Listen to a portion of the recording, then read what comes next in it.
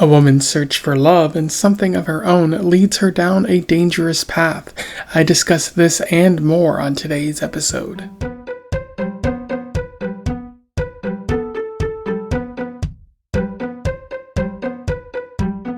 Hello and welcome back to Around the Weird, a booktube channel where I talk about all the unusual and out of the ordinary literature that I have found in my travels.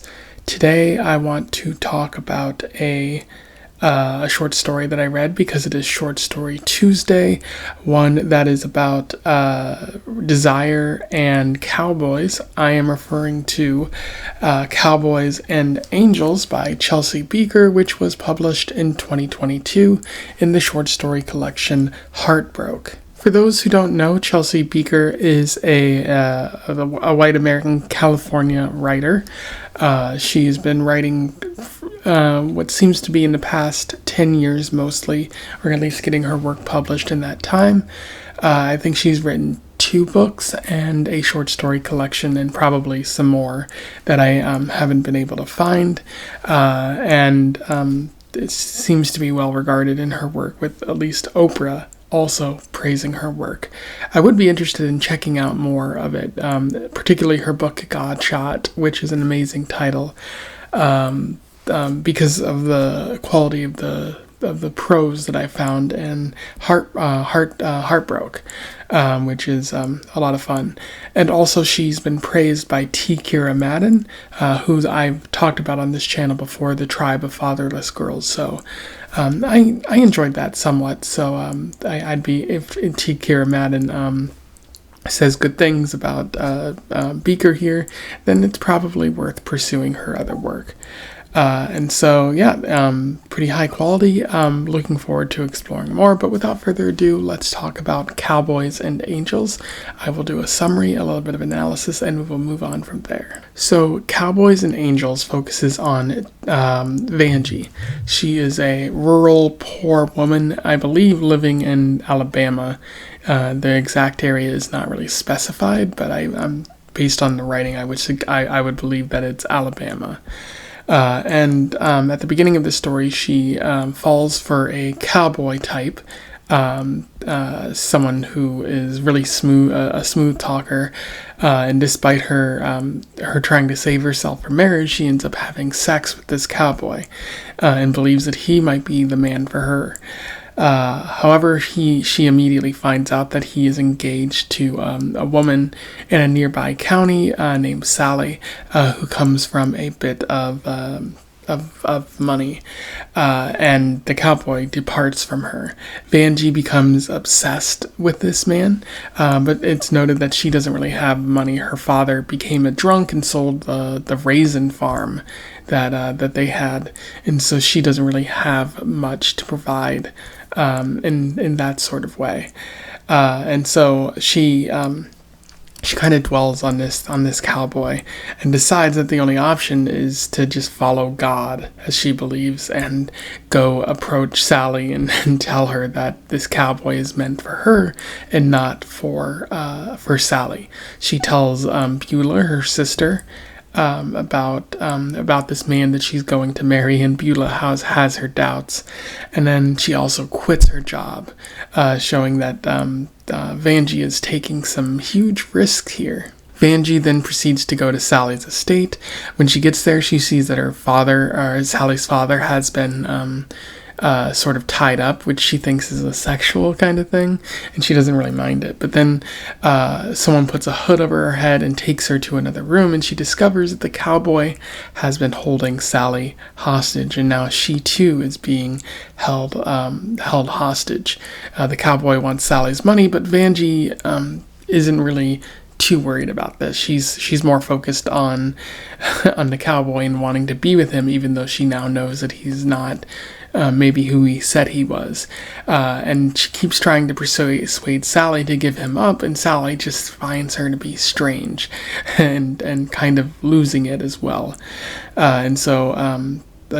Vangie's not really taking the situation as seriously as she should. The cowboy is upset that nobody's giving him the money that he wants, and so he goes into the other room and fires a gun, and we find out that he has shot Sally's father. Sally's really sad about this, and Vangie has a moment of clarity where she realizes that this is possibly a very serious situation, but she still wants the cowboy. She does manage to convince the cowboy to leave with her because she has more money, even though she does not have that money. But she manages to convince the cowboy to leave, to go into the city, and Vangie steals some money from a nearby feed store. And she convinces the cowboy to just go on a life of bank robberies. She needs to be the brains, whereas he can be the bank robber. She before she leaves, she like calls her sister and says she's gonna go. Her sister doesn't really believe her, and she also calls the police to let them know about what happened at Sally's family's house. And from there, she proceeds to just abscond with the bank robber, and talking about how a bank robber ended up with a cowboy of sorts. And that's where the story ends there. In terms of analysis, there is a fair bit to talk about with cowboys and angels. One of the main themes that Bieker seems to be touching upon is uncautious desire. So normally when we desire someone, we're at least aware of what's going on, and we can see these red flags that pop up. But Vangie wants someone to love, and she wants it so badly that she isn't being careful at all in this situation. She's ignoring red flags, such as the fact that this cowboy had sex with her and didn't tell her that he was seeing someone else first. Obviously, he doesn't respect her in any sort of way at the beginning of the story. He calls her a hillbilly at one point, and she's not really turned off by any of that. She's willing to take risks and go to Sally's house and confront Sally about all of this, even though that's probably not going to end well for her if everything wasn't this weird, bizarre situation. And she's willing to do a little confrontation with this bank robber, or not this bank robber, but this basically highwayman who's threatening everyone's lives, and Vangie's so desperate that she's not really willing to look at the situation. She's being uncautious, as I've said before, all for the sake of love. Now you might ask, why is that the case? And the answer is Vangie comes from a life of wanting. She didn't really get the attention that she wanted from her sister, who doesn't really seem to think much of her, or even her father, who kind of died, and was more focused on alcohol and that sort of thing than necessarily focused on his daughters and providing for them. Coming from a poor background, it's not easy for anybody. Allow me to read you an interesting quote from this. As I parked, my hand shook with excitement. I was going to have a husband, and not just any, but one who could afford to take me far away into a place with its own swimming pool. I just knew. I didn't have a swimsuit, but soon I'd have a closet full of them. Of course, living poor my whole life has made me resourceful, and he'd hardly notice my spending, just needless me, no hungrier than a mouse. I let out a long breath. It was exhausting being poor. And that's a really fascinating quote because, well, she's right. It is exhausting being poor. I grew up in a sort of poor, lower class kind of background. It wasn't easy, and you're really willing to fight to have a better life, really, to get out of that kind of situation. And Vangie is willing to ignore all of these red flags to find any kind of a better life, even if it comes from a cowboy who's not necessarily who he maybe says he was. And so I think another question that you might be able to ask from this is, does does Vangie really want this cowboy, or does she want something more, an escape? Does she want attention? Does she want love? Does she want something to call her own? I think that's more of an answer than necessarily saying that what Vangie wants is this cowboy. It could be anybody, as long as they provide great sex for her and provide some sense of meaning.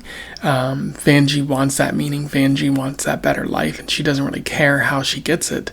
If it's coming from this bank robber, if it's coming from this sense of connection, that's good enough for her. Another thing that Bieker touches upon here is delusion. Vangie is absorbed in another reality, as we see as the story continues. She like, you see that very clearly with her thinking she can persuade the cowboy to end up with her. Like, at first it's really simple. It's like, I can persuade the cowboy to leave Sally, or I can persuade Sally to let me be with the cowboy, which, probably wouldn't have happened in normal circumstances, but is even stranger when she finds out that the cowboy is basically holding Sally and her family hostage. She's not cogent of the danger that is taking place here. Like, she sees the gun and she's a little bit afraid, and she hears the gunshot and even sees what's happening to Sally's father, and the fact that he's probably going to die. And she's aware and she feels that, but she's also quickly sort of ignoring that information, slipping back into that delusion because of what she really wants. Again, going back to that uncautious desire, not really too focused on the fact that she herself could die. Again, kind of slipping into that delusion because of the love, but also because she thinks this is the path that God has set her on. And that's not the best of the best way to handle this type of situation. She, as I mentioned before, she does have moments of clarity, and I think the biggest one happens near the end of the story when she ends up in the feed store and she has the sense to call 911, and she knows I think that's a sign that she knows what she's doing is wrong, but she can't help herself. She wants that better life. She wants, that sense of meaning. And so she's at least aware that what she's doing is wrong. She's just, stuck on this path, believing that it's something that God has provided to her, or that it's a sense that it's something she might deserve. So in that way, it could be seen as a sense of willful delusion. She knows that this cowboy is wrong, so she's going to control the circumstances. She thought that maybe she's the smarter of the two people here, which, probably isn't saying much, given that this cowboy doesn't seem very bright. But given that she knows that she's smarter, she thinks she can control the situation and how it ends up. But because I think this is sort of a deeper layer of her delusion, it's not going to end well for Vangie, I don't think. Like, she might have a good run and be a little bit happy with this cowboy, but the path she's traveling on doesn't have an endpoint that is going to be very bright. It's either going to end in jail or death. Or possibly both. So it's kind of an unfortunate situation, and it's one that's brought about by this delusion. The last thing that's worth noting about the story is the use of religion. You see this a couple times about how God is brought up for Vangie. The first is that she believes that this cowboy was delivered to her by God. This is her way of sort of getting what she wants. God is providing for Vangie in that way. In the sense that, God hasn't been there very much for her in her other parts of her life, because those parts have been a struggle, but the struggle maybe has finally ended here for her, which is sort of a fascinating way of thinking. But then also feeling God in certain moments, like she's sort of directed in certain ways, that God has not abandoned her when she's sort of being held hostage, that this is sort of further being like her future being delivered to her by God. Again, an interesting way of thinking, probably one that's fueled by delusion. But in other ways that you can see religion here is in the title, Cowboys and Angels, suggesting one that cowboys are not angels, maybe a little bit of foreshadowing there. But this would also suggest that Vangie is herself an angel, and I don't think you can really consider her that. That's a good question to ask. Is Vangie an angel? Let me know in the comments if you think so. But given that Vangie has sort of traveled down this path with the cowboy and is okay with going on a life of bank robberies. I don't think that she's as pure-hearted as maybe she might think, or as the title might suggest. Although she did alert the authorities to what had happened with Sally, so she does have a sense of good in her heart. But ultimately, she has chosen a non-righteous path in the process. And I think she's aware of that, because she even notes that like this cowboy is on the path of hell. Maybe she thinks again through the delusion that she can save him from this path to hell, but ultimately I think she's aware, and I think she doesn't really have high expectations for the morality that she's going through. She knows that she's bad, but she still wants to find love. Anyway, those are my thoughts on Cowboys and Angels by Chelsea Bieker.